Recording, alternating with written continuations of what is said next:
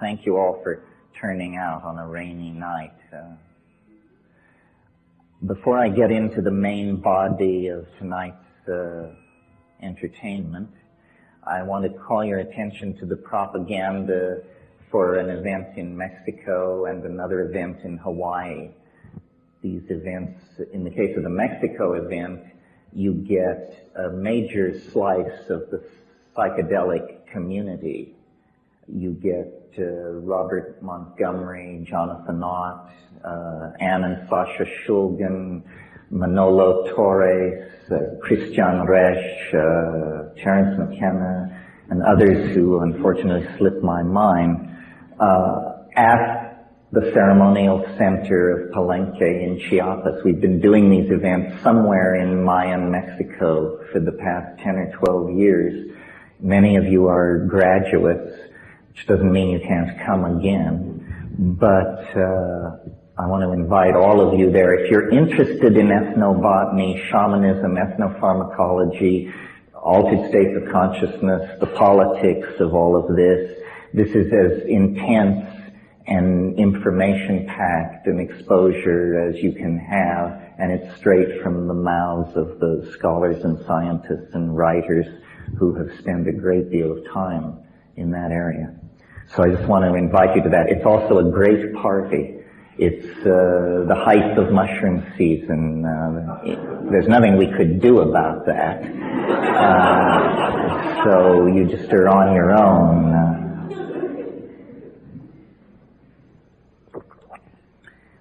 Well, so when I start out on these tours, I usually have an agenda and prepared remarks, and then as I make my way through my venues and I hear the feedback and I feel the ambiance of the people and the throb of the zeitgeist, it all sort of just simply dissolves into an ongoing commentary on our moment in space and time and the various dimensions, adumbrations, and opportunities of our dilemma. But I want tonight to couch it for you in the context of, I guess, an extended metaphor. We could talk about these things many ways, but I find this particular extended metaphor illuminating. And I start by recalling an observation from someone whose name rarely falls from my lips, and that would be Gurdjieff. And Gurdjieff said at one point, or was known to comment, that people are asleep, he said. And he, by implication, suggested people awaken. I'm not sure if he fully grasped the implication for his own product line had that occurred, but in any case, you're on it, you're with me, yes. It's very hard to give these lectures in such a way so that every person hears something different, which is what is supposed to be going on, you know. Well, so thinking about this comment that people are asleep, I see several implications. I ask myself, what is awake in my own notion? And I thought to myself, awake is, for me, awake is where the laws of physics are fully operable. You know, hurled objects shatter, electricity shocks, I cannot fly. The laws of physics are in operation. In that domain, I consider myself to be fully awake. Now, in terms of occult and spiritual traditions, the admonition to awaken always seems to imply that higher consciousness is approached through an expansion of clarity and awareness. And that seems obvious. I don't argue with it as a rationalist. But as somebody who has run the edges, I've noticed something somewhat counterintuitive to that teaching. And it's this. It's that to contact the cosmic giggle, to have the flow of casuistry begin to give off synchronistic ripples, white caps in the billows of the coincidental ether, if you will. To achieve that requires, a precondition is a kind of unconsciousness, a kind of drifting, a certain taking your eye off the ball, a certain assumption that things are simpler than they are, almost always precedes what Eliade called the rupture of plane, that indicates, that there is an archetypal world, an archetypal power behind profane appearances.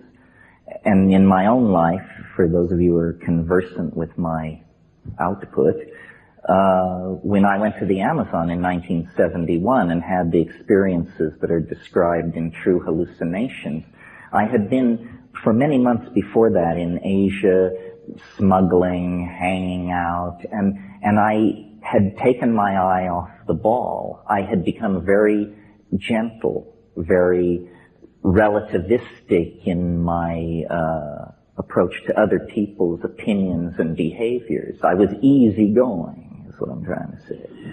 Too easygoing.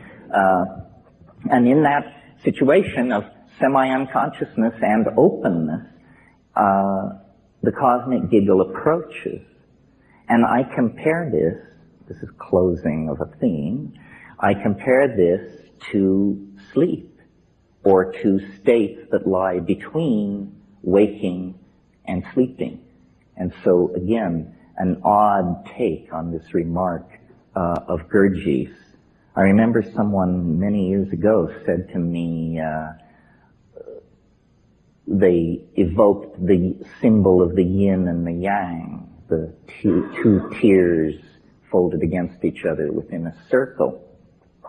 And this person, who was no rishi, roshi, geshe, or guru, but simply observant, said,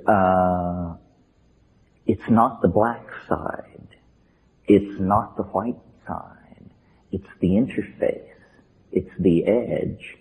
And I found, by observing sleep, and some of you may recall the motto in Athanasius Kircher's Amphiatrium Sapientium that's chiseled over the alchemist's doorway. I can't do it in Latin, but it says, while sleeping, watch. While sleeping, watch. And I've noticed that while going to sleep, there is a barrier, a place in the process of going to sleep that is like a mercurial edge. It's a river. It's a zone of hypnagogia. You often pass through it post-orgasm. It's a place of drifting amoeboid colored after-image lights, and then true hallucination, images, strange, transcendental or transpersonal images. Well, so far in the context of pursuing this extended metaphor about sleep, I've talked basically, essentially about the individual's relationship to the concept, to the fact.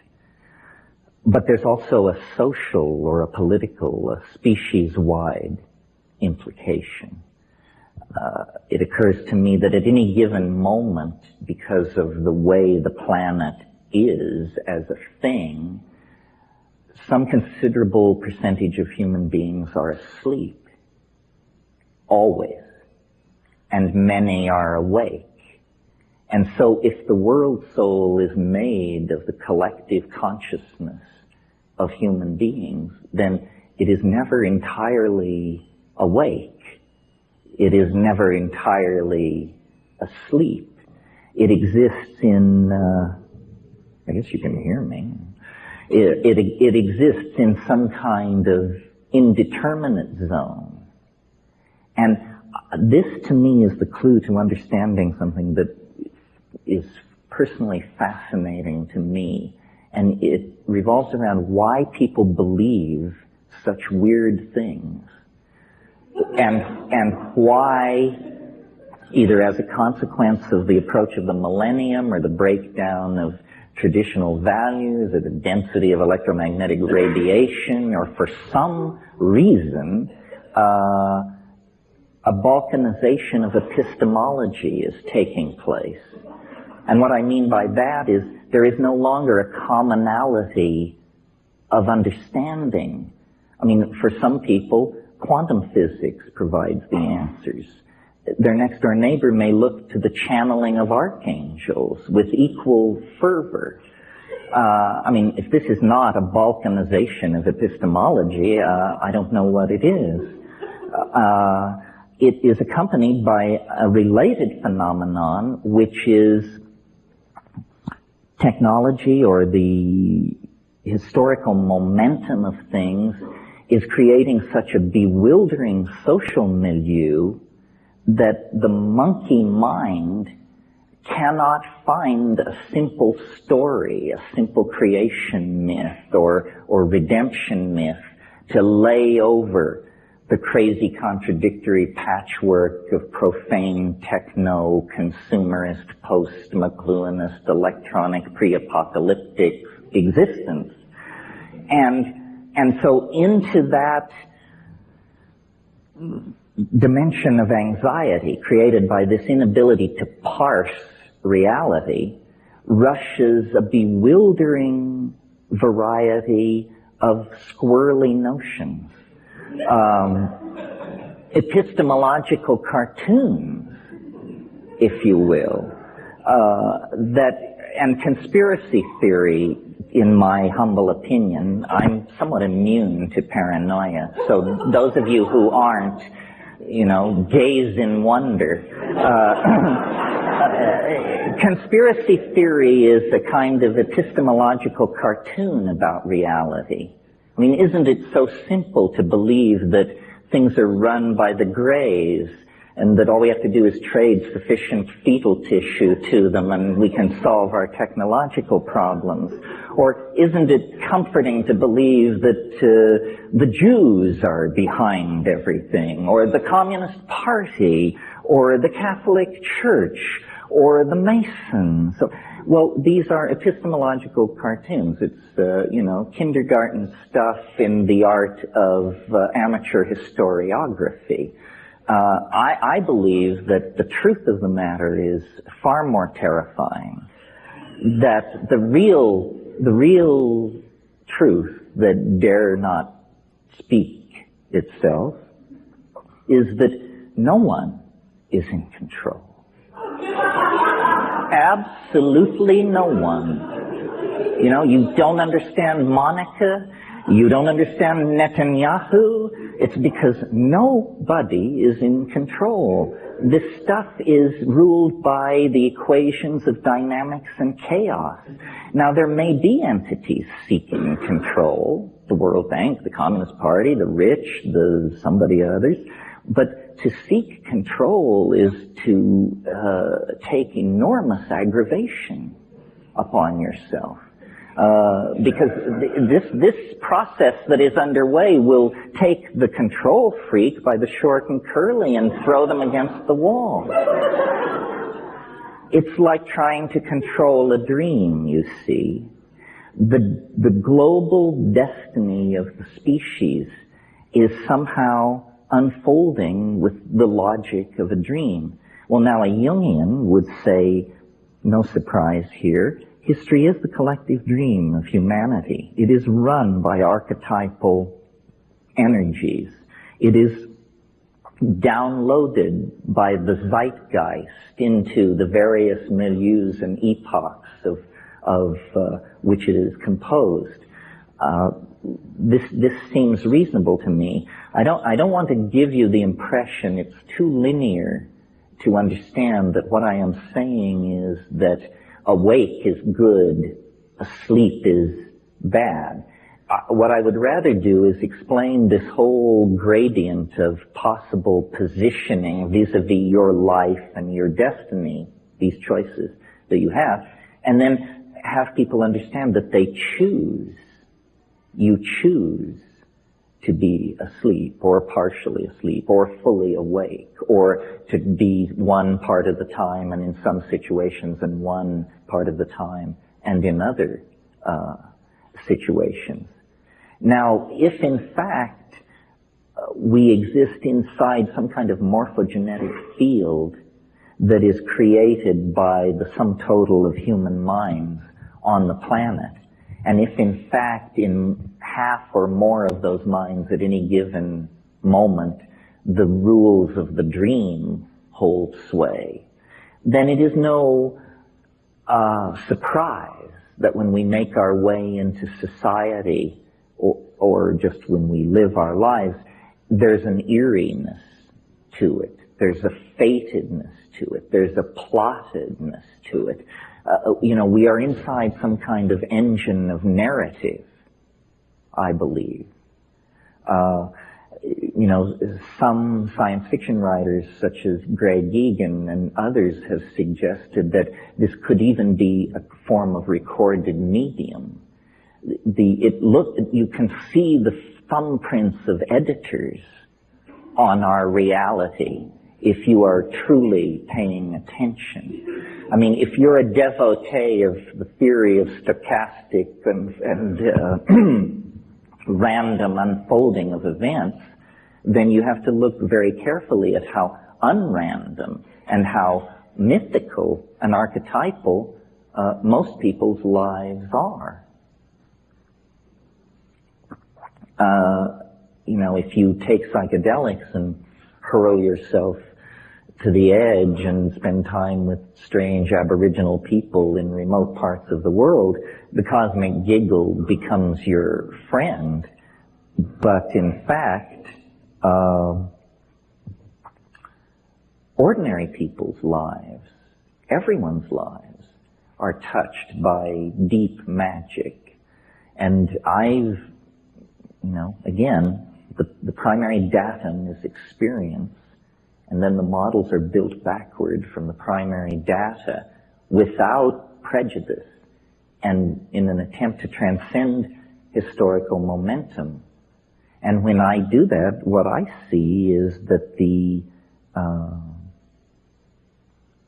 carrier of the field of the cosmic giggle in most people's lives is love. Love is some kind of output which messes with the entropic tendency toward probabilistic behavior in nature. What do I mean by that? I mean, you can be the janitor at Microsoft and the vice president and chief of operations, his daughter can bring him lunch one day, and you can, from a distance, have your eye fall upon her and fall in love with her. And, from that point to having the 5 children she bears you go off to Harvard and the Sorbonne, it's just a matter of running the clock forward. And these things to you it may seem like a miracle, but to those of us who are students of human happenstance, it's inevitable. You can launch your story. And in the course of taking psychedelics and looking at my life and other people's lives and narrative, I think that the secret of, I don't want to say anything as pretentious as transcendence or enlightenment, but the secret of taking hold of one's destiny is to understand that one is a character. A character is a different thing than this model you inherit out of the idea that you're a three-dimensional animal inside a democracy with a Christian heritage and, a Dewey Decimal cataloging system or whatever. Anyway, these are some of the notions that occur to me in the context of comparing dream on many scales. You have to really struggle, I think, to believe that you actually live inside the model of reality that science and Newtonian physics and the mathematical analysis of nature have given us. Not to get too philosophical here, but for positivist philosophers, everything that is important, color, feeling, taste, tone, ambition, apprehension, appetition, these things are called secondary qualities. In other words, they're peripheral. They arise at a lower level of understanding. They are somehow determined by the presence of the animal body and hence dismissible by a theory of pure abstraction, which says, what is real is spin, charge, angular momentum. None of these things are very rich concepts for a living human being. Who knows what any of these things are, So, we don't have time in a situation like this to explore all the implications of this dream analogy that I'm pursuing. But one that interests me is the plasticity of time in the dream.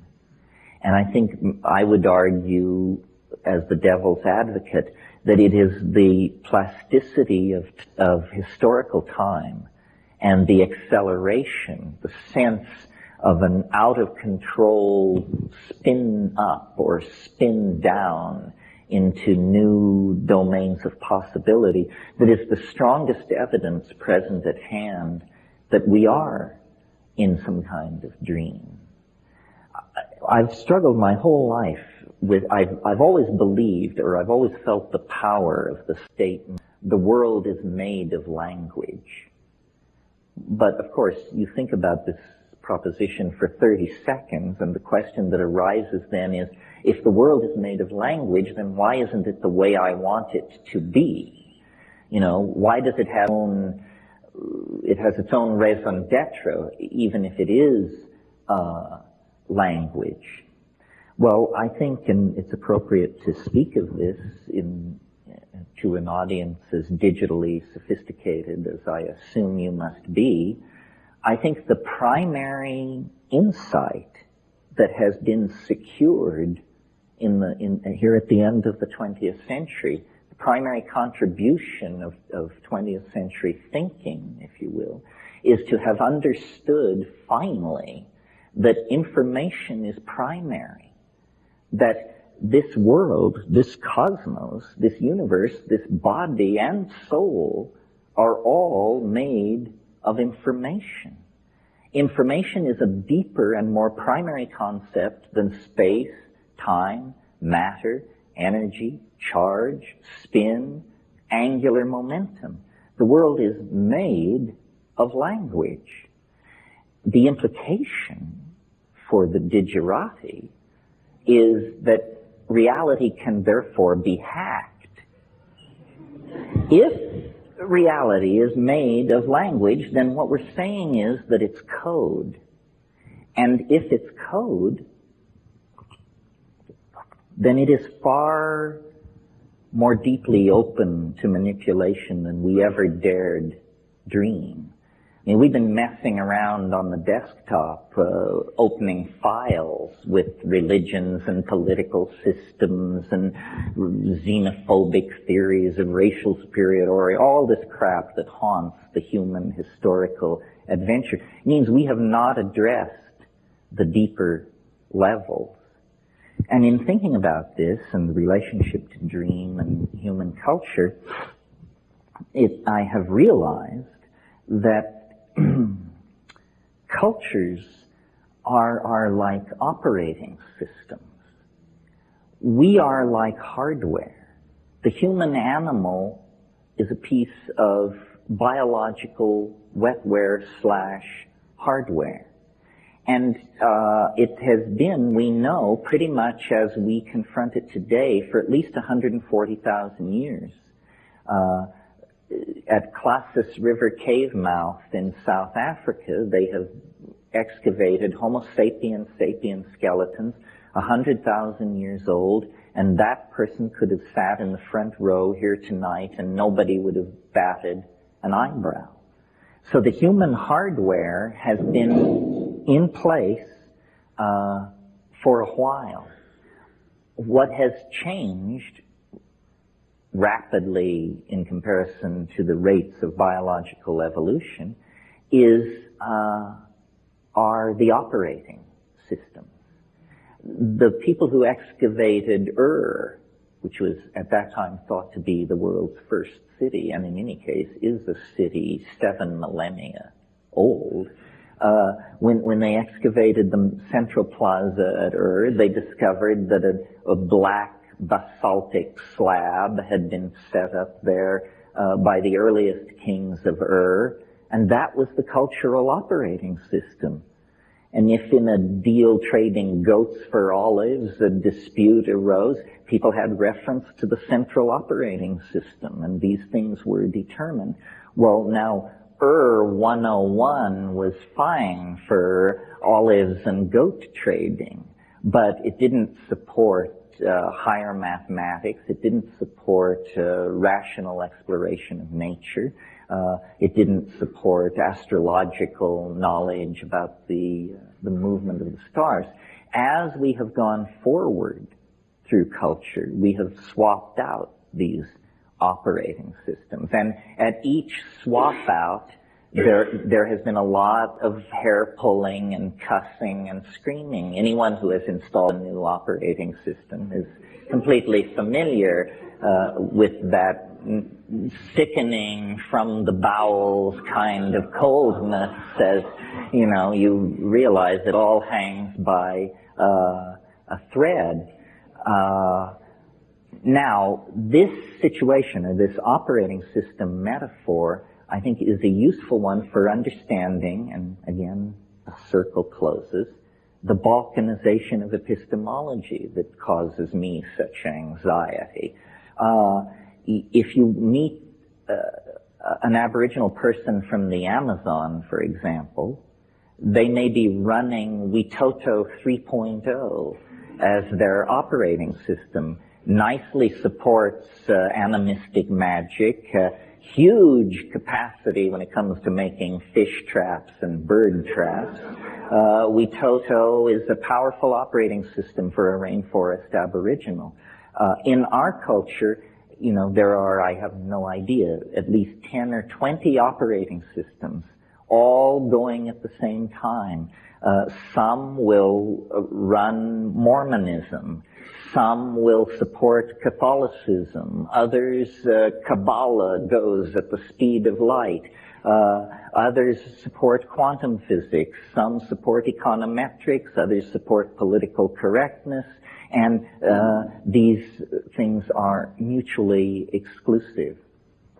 And so looking at this, and looking at this clash of operating systems, I've come to the conclusion, and some of you may have heard me say this before, that culture is not your friend. That's the final conclusion. You see, well, this came to me a few months ago when I had my yearly physical. And as I was buttoning up, my doctor said to me, he said, in the 19th century, most people your age were dead. And I realized that this was true, and that among all the revolutions that we are enduring, one of them is that we live nearly twice as long as people lived very recently in the past. Well, culture is a kind of neoteny. And I don't want to belabor that at great length, but for those of you who are not biologists, neoteny is the retention of juvenile characteristics into adulthood. It's used to describe animal behavior. For instance, I'll give the most spectacular example of neoteny. There is a kind of animal which lives in ponds in Africa, and it reproduces like a fish.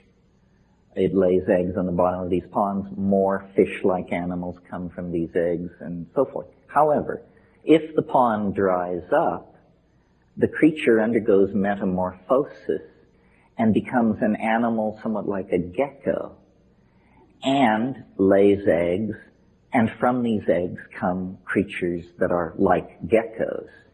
In other words, this is an animal which actually achieves sexual maturity in two forms, depending on environmental stress. Spectacular example of neoteny. Turning to human beings, a less spectacular example, but relevant to us, is our general body hairlessness compared to other primates. We look like fetal apes. Human beings look like fetal apes. Why? What is neoteny? Well, this is hotly debated among evolutionary biologists. But the point I want to make is a socio-political comment, which is culture itself is some kind of neotenizing force. Because what culture provides is a bunch of rules, so you don't have to think, and a bunch of myths, so you don't have to think again. Culture has all the answers, you know. You want to know where people came from? Well, when the sky god got out of his canoe at first waterfall and took a leak, then we, the true people, appeared like ants, and we've been living here ever since. Oh, huh. Gee, thanks. I'm glad I asked. You know, this is what culture does for you. So,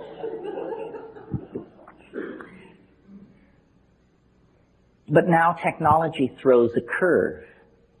And the curve is that we live so long that we figure out what a scam this is. We figure out that what you're supposed to work for isn't worth having. We figure out that our politicians are buffoons. We figure out that professional scientists are reputation-building, grab-tailing weasels. We discover that all organizations are corrupted by ambition. You know, you get the picture. We figure it out. Well, then, as intellectuals, and anybody who figures it out is an intellectual, believe me, because they're slinging the programming to push you the other way. So then intellectuals, defined as people who figure it out, discover that you are alienated. That's what figuring it out means. It means you understand that the BMW, the Harvard degree, this whatever it is, that this is all baloney and manipulated and hyped, and that mostly you have a bunch of clueless people who are figuring out which fork they should use.